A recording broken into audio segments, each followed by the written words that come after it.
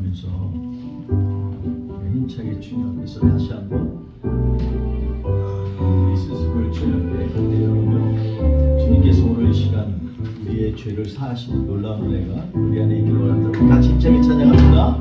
예수 십자가의 은혜로, 예수 십자가의 은혜로서 은혜는 죄기로 있는가. 더러운 죄 회개하는 능력 은혜는 참으게 하느라. 예수의 보혈로 은혜는 신기로 있는가. 마음속에 여러 가지 죄악이 있는지 신기로 있는가. 예수와 예수와 마찬가지로 늘 함께 은혜는 행동을 하는가. 아무 때나 어디서나 예배는 십자가 은혜로 있는가. 예수의 보혈로 은혜는 신기로 있는가. 마음속에 여러 가지 죄악이 있는지 신기로. 주님 예수 하시네. 주님 예수 하시는 때 그대는 영접할 예복이 있는가. 그대 몸은 거룩한 곳 성전에 들어갈 준비가 됩니까. 예수의 보혈로 그대는 신기로 있는가. 마음속에 여러 가지 죄악이 있는지 신기로. 모든 죄 더러워진 죄에 더러워진 예복은 주 앞에 지금 나오소서. 샘물같이 솟아나는 보혈로 눈보라 너에게. 예수의 보혈로 예수의 보혈로 그대는 신비로 있는가. 마음속에 여러 가지 죄악이 있는지 신비로 있는가. 예수의 보혈로 그대는 신기로 있는가.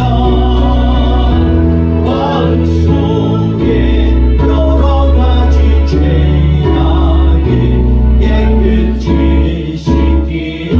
한 번 더 찾아갑시다. 예수의 보혈로 예수의 보혈로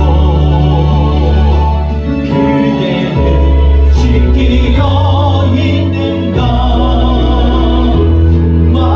마음속에 여러 가지 죄악이 깨끗이 씻기려 있는가. 할렐루야. 시간에 예수의 보혈이 우리의 심령과 우리의 삶의 모든 여러 가지 죄악들을 깨끗이 씻어줄 수 있습니다. 이 시간에 그 주님의 보혈을 의미하면서 주님께서 이 시간에 우리를 그 보혈로 덮어주세요. 기도하는 마음으로 주님 앞에 같이 나갑시다. 아멘. 보혈을 지나 보혈을 지나 하나님 품으로 보혈을 지나 아버지 품으로 보혈을 지나 하나님 품으로 한 걸음씩 나아가니. 보혈을 지나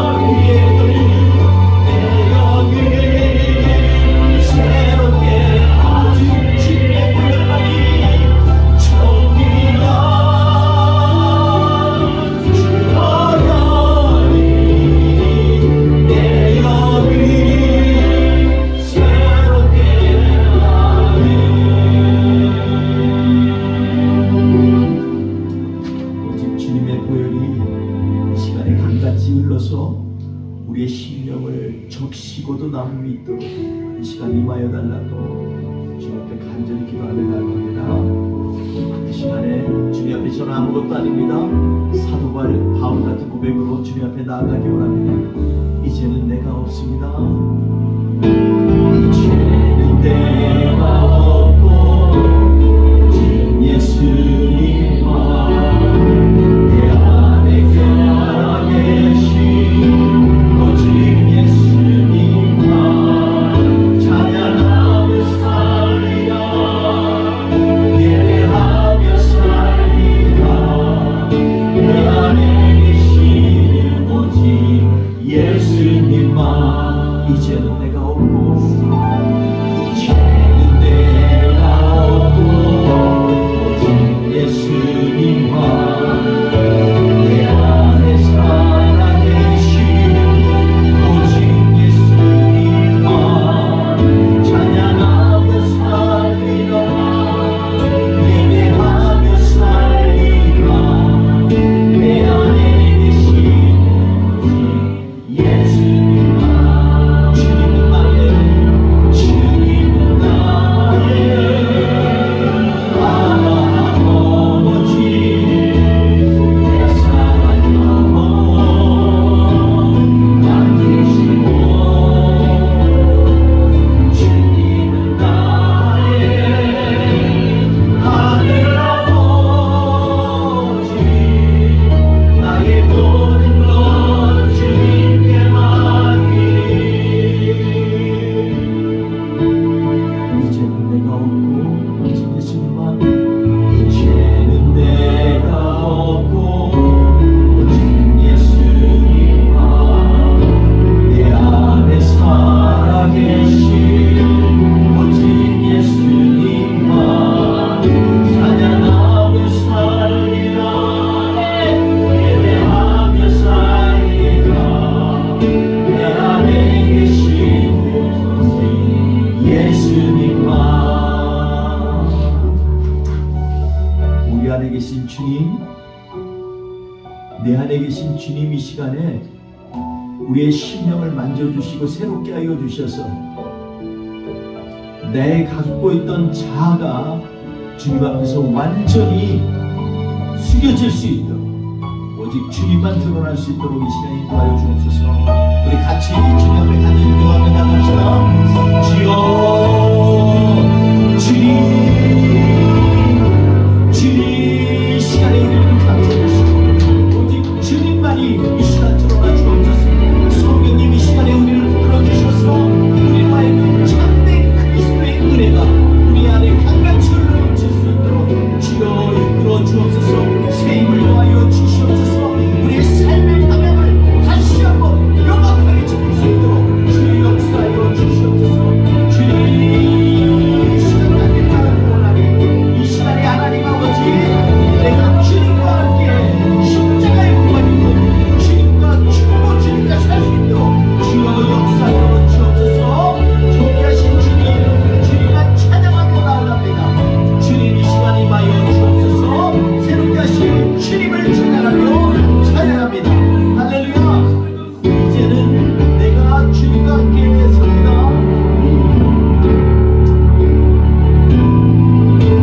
이제는 내가 없고 오직 예수님만 내 안에 살아계신 오직 예수님만 찬양하며 살리라 예배하며 살리라 내 안에 계신 오직 예수님만 내 안에 계신 예수 내 안에 계신 오직 예수님만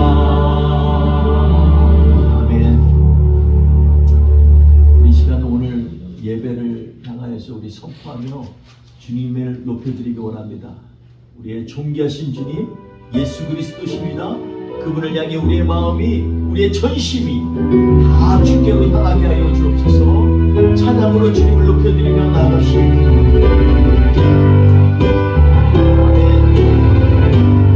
지존하신 주님 지존하신 주님 이름 앞에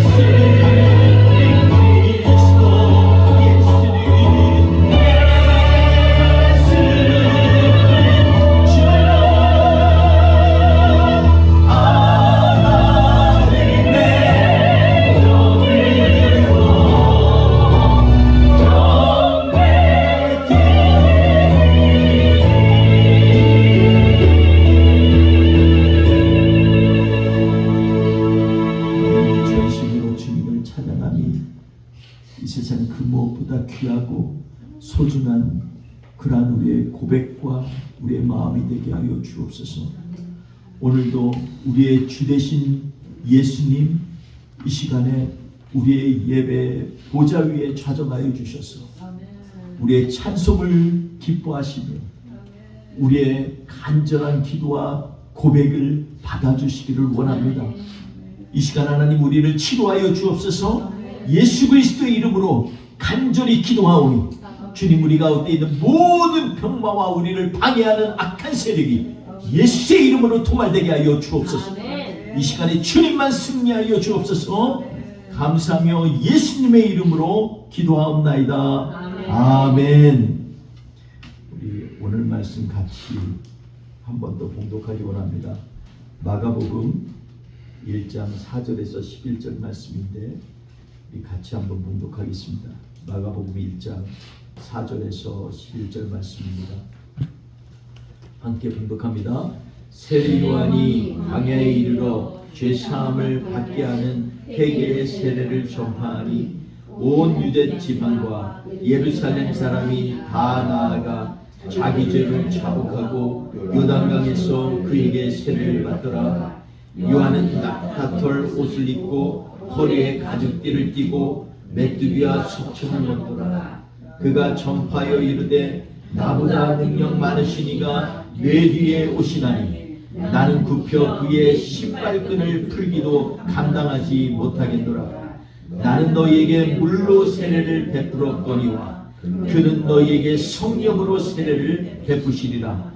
예수께서 갈릴리 나사렛으로부터 와서 요단강에 요한에게 세례를 받으시고 고운 물에서 올라오실새 하늘이 갈라짐과 성령이 비둘기같이 자기에게 내려오심을 보시더니 하늘로부터 소리가 나기를 너는 내 사랑하는 아들이라 내가 너를 기뻐하노라 하시니라. 아멘.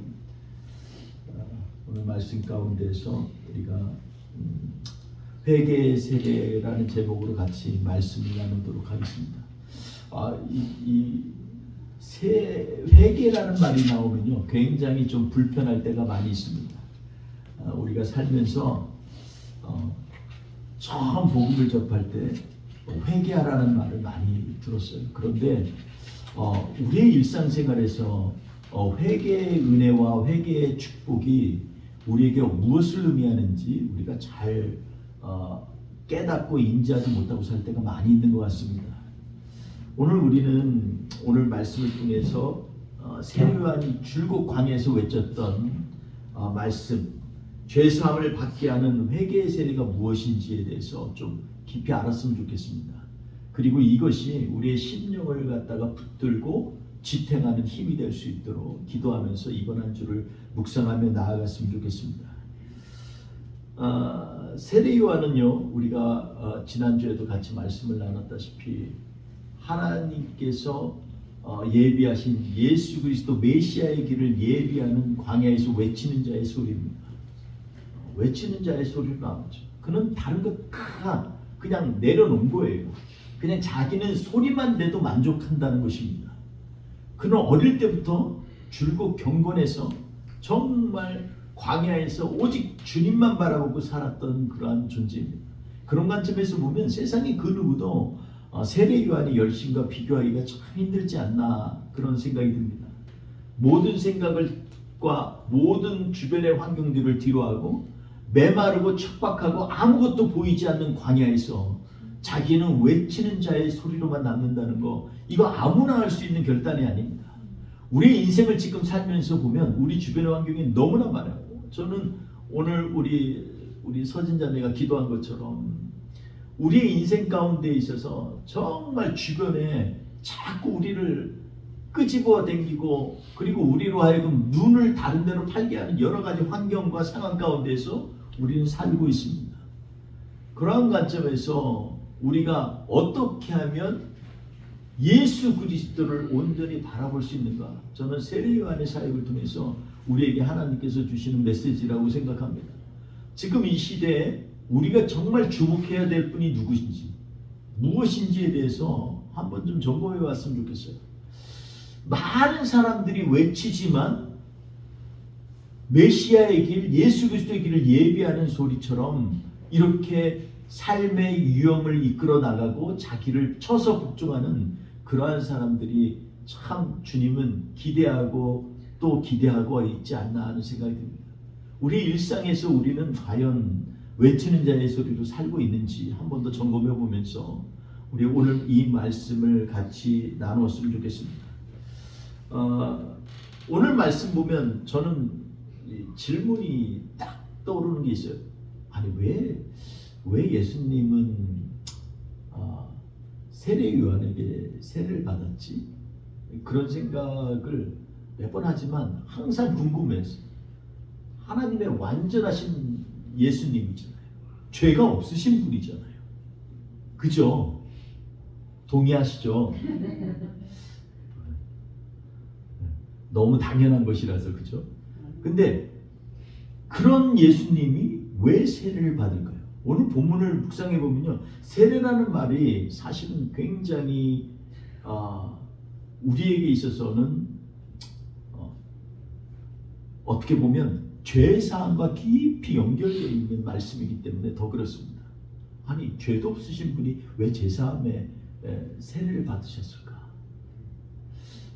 그러면 예수님은요, 전적으로 이 땅에 오신 유일하며 궁극적인 목적을 딱 하나만 얘기한다면 하나님과 우리 사이에 막힌담을 허시는 일을 하시기 위해서 오신 거예요. 죄의 문제를 해결하기 위해서 오신 거예요. 그러려면 그분은 처음부터 인간을 위해서 죄의 모든 짐을 짊어지고 십자가를 향해서 두벅두벅 나아가는 인생을 아예 준비하고 예정돼서 오신 분이에요. 그러니까 그분은요, 처음부터 세례 받을 때도 그래요. 우리가 그래서 이 세례 요한이 예수님께 묻습니다. 아니 내가 당신한테 세례 받아야죠. 저한테 왜 세례를 받았어요? 아니야, 이거 합당해. 모든 의를 이루기 위해서 이것을 해야만 된다 라고 말씀하세요. 모든 의가 뭐예요 도대체? 하나님의 의를 우리는 너무나 거룩한 것만 생각하시는데 하나님의 의는요, 하나님의 뜻을 이루시는 게 하나님의 의예요. 우리는 자꾸 올바르고 착하고 좋죠. 근데 그거는 굉장히 부수적인 거고요. 진짜 의는 뭐냐면 하나님의 뜻을 우리 삶 가운데 이루는 것, 이게 바로 하나님의 의예요. 이 모든 일을 이루기 위해서 이렇게 하라, 이 얘기는 뭐예요? 하나님의 뜻을 이루려면 예수님이 아예 처음부터 죄의 모든 짐을 짊어지고 죄인처럼 여겨지는 일이 있어야만 되는 거예요. 그래서 죄인으로 십자가에 달려 죽으신 거잖아요. 그래서 다 이루셨다 마지막 하신 말씀이 뭐예요? 내가 너의 모든 죄를 짊어지고 내가 십자가에 달려 죽었기 때문에 이제 다 이루었어. 그러니 너희는 나를 바라봐 라고 말씀하시잖아요. 그러니 오늘 이 시간에 세례를 받으시는데, 세례는 원래 죄사함을 위한 세례지만 예수님은 모든 죄인의 길을 짊어지고서 이 세례의 현장에서 모든 일에 합당하게 하기 위해서 내가 세례 받아야 된다. 자신의 죄 때문이 아니라 인류의 모든 죄악들을 짊어지고 세례를 받으신 거예요. 저는 인간에 대해서 한마디로 얘기하면 저는 그런 생각을 해봤어요. 저를 돌이켜보면서 인간은 모순덩어리다. 모순이란 말 있잖아요. 파라독스라고 그러죠. 겉과 속이 다른 거예요. 겉하고 속이 달라.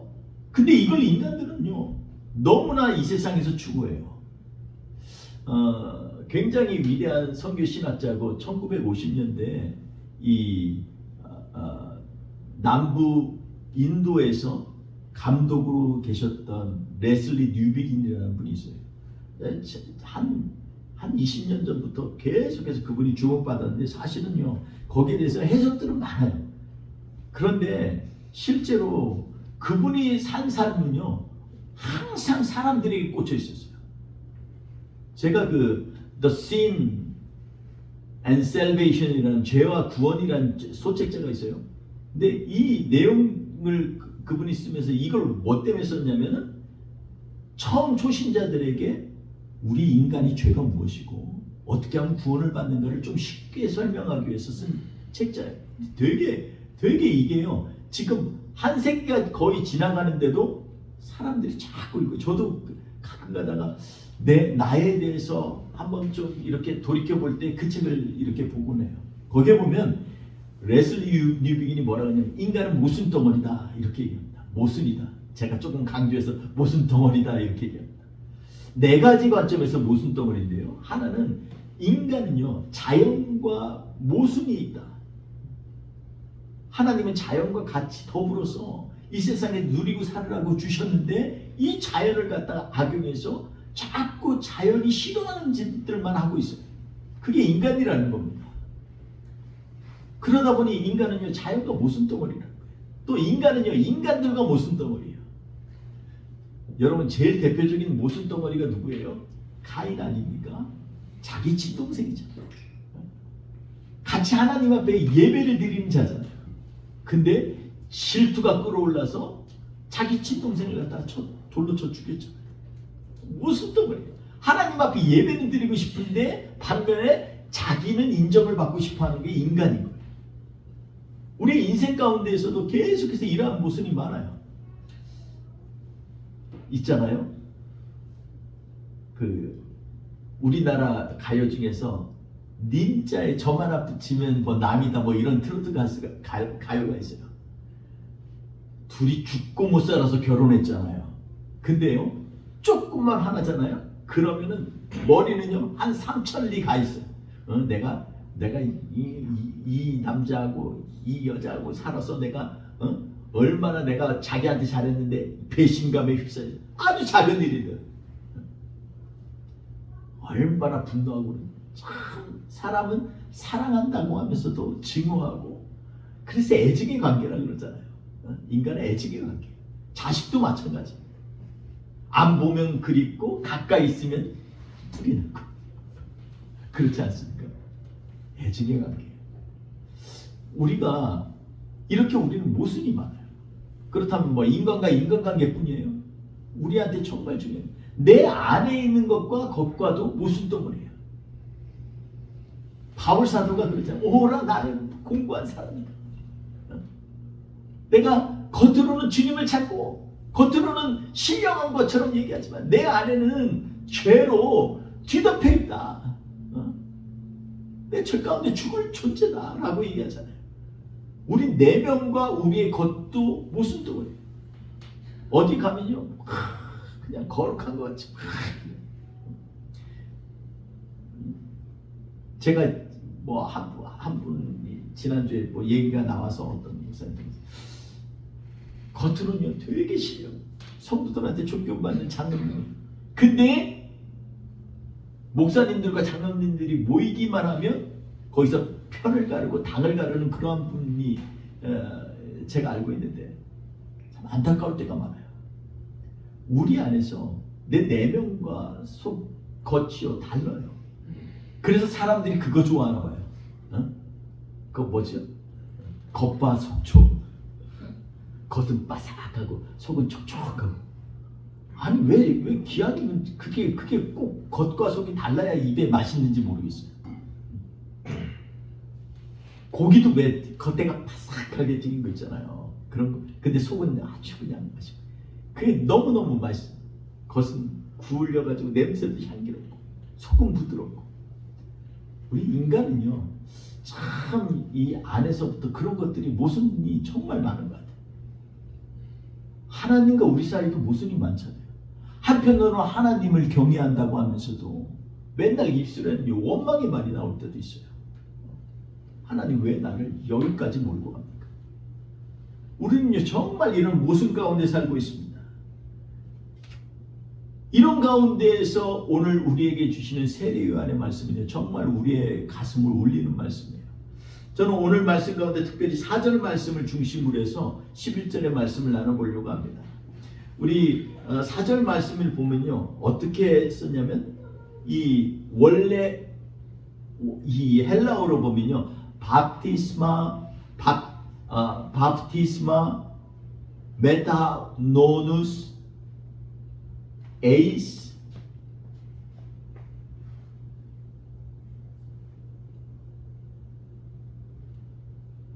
그리고 아페신, 그리고 하마르티논이라는 이 말로 원래 어원은 쓰여져 있어요.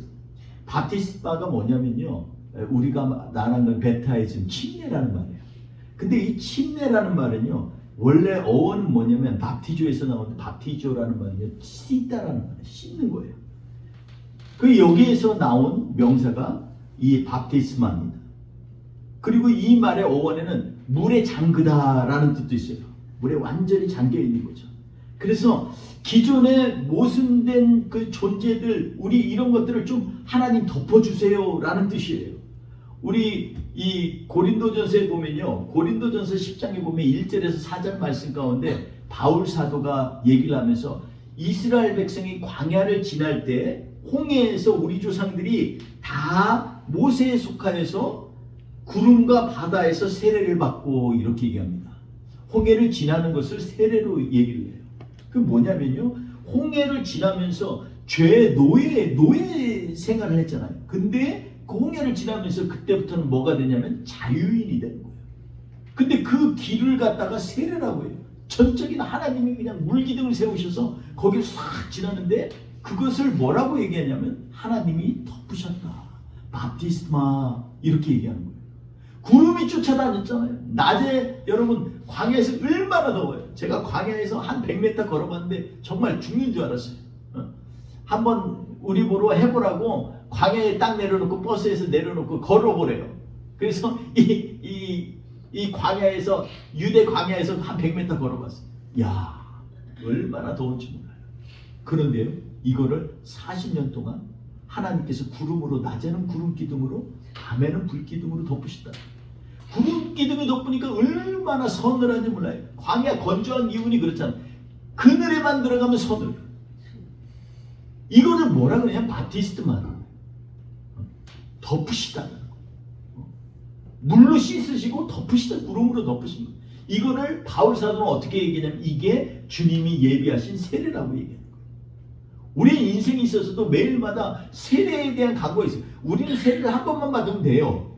영적으로는. 그러나 매일마다 하나님의 은혜 가운데 우리가 세례받은 백성으로서 매일마다 기억해야 되는 건 뭐냐면 하나님의 은혜 가운데 거하지 않으면 우리도 똑같아요. 세상 사람과 다를 게 하나도 없어요. 하나님의 구름의 은혜에서 벗어나면요 정말 원망밖에 안 나와요. 그러니까 나의 상황을 바꾸려는 게 아니라 내가 어디에 서 있는지를 확인하는 것이 중요한 거예요. 내가 구름 가운데인가? 하나님이 예비하신 통로인 홍해의 통로 가운데서 내가 지금 걷고 있는가? 이것이 중요한 거예요. 이것이 아니면 똑같은 상황 가운데도 어떤 사람은 원망과 시비가 나오고요, 어떤 사람은요 하나님의 은혜라고 고백하게 되는 겁니다. 그러니 우리가 이 세례라는 말은요 정말로 어떻게 보면 하나님이 덮으시고 하나님이 씻어주셨다는 거예요. 근데 메타노아스라는 말이 있어요. 밥티스마 메타노아스. 오늘 말씀 가운데 4절에 원어로 보면 메타라는 말은요, 우리가 요새 뭐 우리 미국의 유명한 회사 이름이 메타잖아요. 참 이름 잘 줬어요.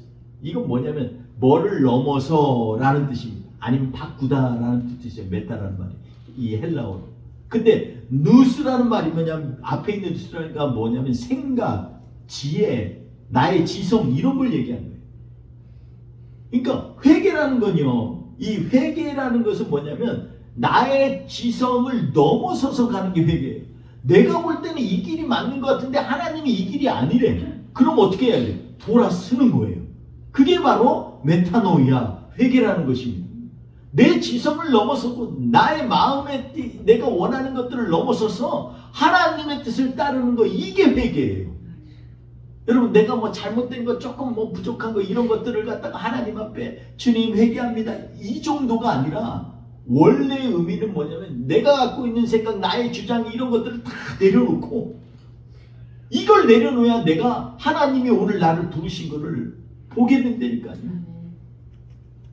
옛날에 제가 한번 간증 가운데 조용기 목사님 간증을 들은 적이 있습니다. 그러면 하나님이 하려고 했는데 폐병에 걸려가지고 말이죠. 그 누구도 돌아보지 않아요. 그때 정말 원망 많이 했대요. 나중에 보니까 그 폐병 때문에 자기가 하나님이 치료하신 것을 깨닫고 그거를 간증하면서 하나님이 살아계신다는 것을 증거할 때 놀라운 일들이 일어나요. 맨날 가마떼기 놓고 천막도 다 젖어 비가 오면 여러 군데다 세수대야 놓고 이렇게 예배를 드렸는데도 그럼에도 불구하고 하나님이 오늘 이 시간에 우리와 함께 하신다는 확신이 있으니까 그곳에 어마어마한 일이 일어나고 그게 전 세계에서 가장 큰 교회가 됐잖아요. 사람의 옳고 그름을 떠나서 저는 이 간증 하나만 봐도 하나님 앞에서 우리가 어떠한 자리에 있는가가 정말 중요하구나 이런 생각을 해보게 됩니다. 여러분 이 시간에 우리의 회개의 자리는요 무엇이냐면 내가 짓고 있는 상황에 지배받아서 갖고 있는 모든 생각들, 나의 환경에 지배받아서 갖고 있는 나의 갖고 있었던 여러 가지 비판과 원망과 좌절과 이런 것들로부터 완전히 돌이켜서 하나님의 뜻이 보일 때 비로소 참된 회개가 일어나는 거예요. 그러니 우리가 회개의 자리에 매일매일 있어야 되는 거예요. 어떤 사람 한 번 회개하면 끝이다. 하나님의 능력이 있어요. 하나님의 일이고 우리가 할 일은요 매일매일마다 스스로 돌아봐서 잘못된 거 있으면 조그만 거라도 하나님 저 아직도 이런 인간이에요. 이럴 때 내가 하나님의 뜻이 보이는 거지. 내 주장은 아직도 남아있는데 내가 회개가 됩니까? 안 되지. 그래서 이 회개의 세례를 받으라는 걸 광야에서 외치는 거예요. 그러니까 세례요한이 그 밑에 보세요. 그가요 이 세례를 외치니까 회개의 세례를 외치면서 자기가 이 다른 사람처럼 바리새인처럼 다 겉으로 힘주고 말이죠. 사람들 앞에서 나는요 온전한 11조를 하나님과 바쳤어요. 나는요 이렇게 시간 되니까 지금 여기서라도 장에서 기도해요. 겉으로는 순수한 것 같지만 사람들에게 보이기 위한 외식하는 그런 삶이 아니라 세례 요한은요 아예 광야에 들어가서 자기가 외치지만 자기 존재는 아무것도 아니라는 거예요. 그냥 소리일 뿐이라는 거예요. 한번 지나가면 끝이야. 그러나 그 소리 가운데서 만약에 너희가 참된 하나님을 경험한다면 난 그걸로 만족해. 여러분 이러한 존재가 있기 때문에 예수님의 길을 참 평탄하게 이루시는 거예요. 사람들이 그 회개의 외침을 들으니까 그래 우리가 지금 살고 있는 것이 메시아를 기다리는 삶이 돼야 되잖아. 소망이 우리 주님께 있잖아. 이걸 깨닫고 나아가는 거예요.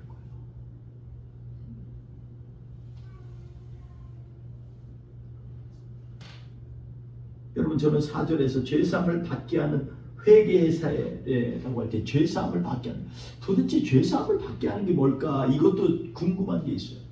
왜 이게 궁금하냐면 죄사함을 받게 하는 세례, 죄사함을 받게 하는 회개의 세례, 죄사함을 받게 하려면 회개가 일어나야 되고 회개를 통해서 하나님 앞에서 그의 은혜 가운데 덮여지는 게 그러면 죄사함을 받게 하는 회개일까? 이렇게 생각을 해봤어요. 근데 거기에 보니까 뒤에 있는 죄사함을 받게 하는 이라는 말은요 에이스라는 전치사로 시작돼요. 에이스라는 전치사인데 이건 뭐냐면 뭐뭇 안으로 보혈을 지나 하나님 안으로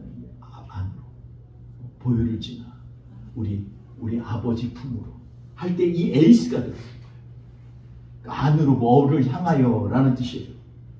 근데 뭐를 향하냐면 아페신 하마르티논이라고 했어요. 이게 뭐냐면요 이것은요 아페신이라는 말은요 이거는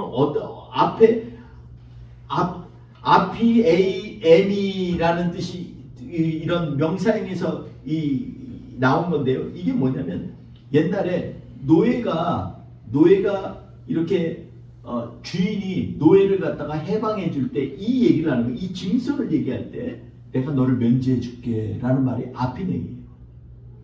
아피엠이라는 말은요 그래서 해방됐다, 빚을 탕감해 줬다 이런 뜻일 수 있는 상업적인 용어예요. 여기에서 나온 동사인데 이게 뭐냐면 내가 너를 면제하다 라는 거예요. 그러니까 죄 사함이라고 할 때 사한다 라는 말은요 면제하다 라는 의미가 있어요. 하마르티논, 여기는 하메르티아에서 나왔는데요. 그건 뭐냐면요 이것은 뭐냐면 관역에서 빗나가다라는 뜻을 갖고 있는 죄예요. 근데 여기에서 앞에 하라는 것은요 부정사예요.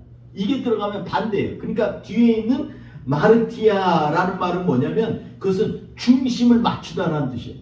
근데 중심을 맞추는 거에 초점을 둬야 되는데 그걸 못 맞출 때 하마르티아 이렇게 얘기해요. 이게 죄라는 거예요. 중심을 맞춰서 하나님이 원하시는 길로 쭉 가야 되는데 그렇지 못하고 넘어지고 떨어지고 이러는 모든 환경들을 갖다가 다 뭐라 그러냐면 죄라 그런 거예요. 그래서 여기는 복수형으로 쓰였어요. 하메르티아스 이거는 복수형이에요. 근데 이 얘기는 뭐냐면 우리의 여러 가지 죄악들이 다 이렇게 관역을 빗나가게 하는 거예요. 주님께 가게 하는데 한 가지 죄가 그런 게 있어요. 여러 가지 죄죠. 게으른 죄도 있고요. 또 속이는 죄도 있고요. 거짓말하는 죄도 있고요. 혈기내는 죄도 있고요. 용서하지 않는 완악함도 있고요. 우리 인생에는 이런 여러 가지 죄가 있는 거예요. 그 관역을 맞춰야 되는데 앞에 그래서 저는 한국말로 그렇게 마르티아 중심을 맞춰야 되는데 못 맞춰. 그래서 제가 어떤 목사님하고 이 테니스를 치는데 그분은요 되게 너그럽고 참 은혜로워요. 입만 벌리면 얼마나 말씀을 잘하는지 제가 은혜를 받아요. 근데 이분이 하다가 진심을 하다 자기의 실수를 하잖아요. 그러면은 자기도 모르게 에이씨 이 막 이래요. 그래서 이분이 비타민C를 많이 먹겠구나. 제가 목사님 비타민C 많이 드시나 봐요. 막 이러고 농담하는데 우리도 모르게 나도 모르게 에이씨 이런 게 있다니까. 이게 하예요. 중심으로 가야 되는데 이걸 가지 못해. 인간은요 다 죄악된 존재이기 때문에 중심으로 가려다가 자꾸 미끄러지게 돼 있어요. 그러니까 죄사함을 받는 그 회개의 세례란 말 때 죄사함이라는 거죠. 이런 거예요. 중심으로 가고 싶어. 근데 가지 못해 자꾸 미끄러져. 그래서 우리도 모르는 사이에 자꾸 죄악된 곳으로 나아가는 이런 존재라는 걸 지금 말씀하고 있는 거예요. 우리 여기에서 이 본문에 보면 그래서 우리는 세례 요한이 이 얘기를 한 거예요. 죄사함을 받게 하는 회개의 세례를 전파한다. 어려워 보이지만 실제로는 뭐냐면 우리 인간의 정말 본질들을 얘기하고 있는 거예요. 여러분 그래서 그는요 온 유다 사람들이 다 이 얘기를 듣고서 왔어요. 왜냐하면 겉이 빳빳하고 속이 촉촉한 그런 인간이 아니고 그냥 진짜를 지금 전하는 거예요. 그러니까 자기는요 맨날 석청 먹고 메뚜기 먹고 이 낙타털을 입고 그 낙타털이 얼마나 거친 줄 아세요? 그리고 허리띠 메고 그냥 종이 메고 볼품이 없어요. 그런데 이 세례 요한은요 그러면서 자기가 하고 싶은 건 뭐냐면 어쨌든지 여러분 죄사함을 받아야 돼요. 본인이 제사장의 이 가문이고 본인이 정말 노부부가 너무너무 자기 생명보다 아꼈던 그런 자리이지만 그걸 내려놓고 자기를 갖다가 완전히 철저하게 낮췄을 때 하나님의 의가 드러나는 거예요. 여러분 이러한 인생으로 하니까 사람들이 자복이 되는 거예요. 여러분 영향력은 어디서 오냐면 입에서 나오는 게 아니에요. 영향력은요 나의 표정, 손, 발 이런 데서 나오는 거예요. 내가 예수 그리스도를 닮아가지도 않으면서 나한테 영향력을 기대하는 것 사실 별로 없어요. 왜 한국교회가 지금 힘이 없어지나요? 이 영향력이 없으니까. 주님 때문에 좀 고초도 받고 주님 때문에 감옥도 가보고 주님 때문에 뺨도 하는데 맞아보고 뭐 이런 게 있어야 되는데 요새 우리는 이런 게 전혀 없어요. 고상한 말은 많아요. 얼마나 말은 예쁘고 은혜로운지 몰라요. 근데 주님 때문에 하는 손과 발은요 하나도 없어요.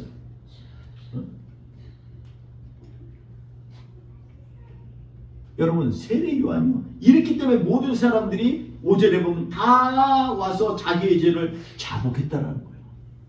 그래 맞아. 우리가 여태껏 간 거 잘못된 거야 지금 이 시대에 정말 우리가 구해야 될 건 살아계신 하나님의 아들 메시아를 바라보는 거 아니겠어? 이런 얘기들이 이제는 자기의 고백이 되는 거예요. 그리고 그의 메시지는 하나는 뭐냐? 나는 물로 세례를 주었거니와 내 뒤에 오시는 분은 성령으로 세례를 주는데 내가 그의 신발끈조차도 맬 것도 감당 안 돼. 이 정도로까지 얘기해요. 오직 주님만 바라보는 거예요. 주님만 알려주시는. 이게 뭐냐면 강야에서 주의 길을 외치고 예비하는 그러한 사람의 모습인 거예요. 여러분, 물 세례와 성령 세례가 어떻게 차이가 날까요? 뭐 여러 가지가 얘기가 있겠죠. 저는 몇 가지 차이점을 볼 때는 물 세례는 사람이 수동적으로 그 어떤 사람이 원하면 그 사람에게 세례를 주면서 그에게 뭐라 그러냐면 이제 물질적으로 보여지도록 하면서 그에게 뭐를 얘기하냐면 너는 이제 네 몸은 네 몸이 아니야. 물세례를 받았잖아. 세례를 받았으니까 하나님의 이름으로 살아야 돼. 이 얘기를 하는 거예요. 이것은요, 주님께로 나아가는 징검다리입니다. 세례가 진짜 보여주는 건 뭐냐면 바로 우리 주 예수 그리스도예요. 세례 요한처럼. 근데 예수님이 주신 성령 세례, 그분은 나처럼 물로 세례 주는 게 아니야. 나는 그냥 우리 주님만 보여주는 거야. 주님을 보려면 죄에서부터 돌아서려는 자각이 일어나야 돼. 심성이 변해야 돼. 자꾸 주님을 향해서 앙망하고 나도 주님의 은혜 가운데 거하기를 원해. 이러한 고백들이 일어나면서 주님 앞에 나아가려고 준비하는 과정을 세례 요한을 통해서 했다면 우리 주님은요, 성령 세례로 우리를 이끄신, 이건 초자연적으로 보이지도 않지만 이 성령 세례의 핵심 뭐냐면 우리의 심령을 변화시키는 것입니다. 내적인 거듭남을 주는 거예요. 영적인 변화가 일어나는 겁니다.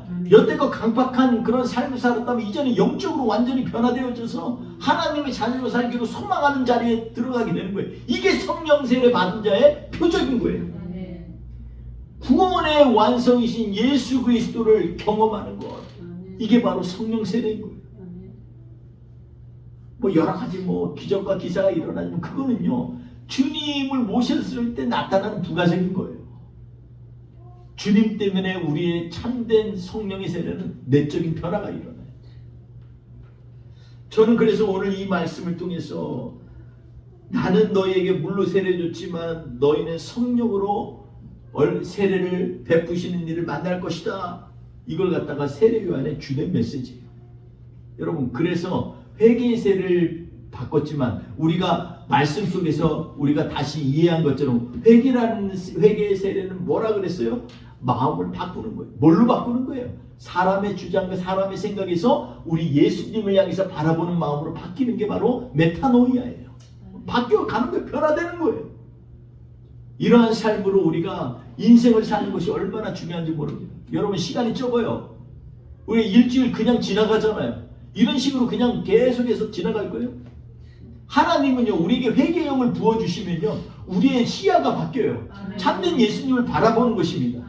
저는요, 여러분들이 한 분 한 분이 다들 예배에 참여하고 예배에 하나님 앞에서 한 부분을 맡아서 전심으로 우리가 마치 그리스도 안에서 연이어진 그러한 교회처럼 벽돌 한 장처럼 자기의 자리에서 최선을 다해서 나가는 것. 비록 우리가 인원은 작지만 하나님 앞에서 전심을 다하여 주님을 찬양하는 것. 이 예배의 온전한 자리로 돌아서는 것이 바로 회개의 자리인 거예요. 그러니 우리의 생각이 지금도 나의 주변 환경과 나의 엮여진 것들에서 머물러 있다면 이 시간에 참된 메타노이아의 기적이 우리의 삶 가운데 임하기를 주의 이름으로 축원합니다. 우리의 회개의 세례를 통해서 하나님, 우리 참된 예수 그리스도를 매일마다 경험하고 또 갈망하며 그분과 함께 동행하는 저와 우리 되시기를 주의 이름으로 간절히 축원합니다. 우리 같이 기도하겠습니다. 우리 기도하면서 하나님, 제가 매일 말로만 주님의 보혈을 앙망하고 주님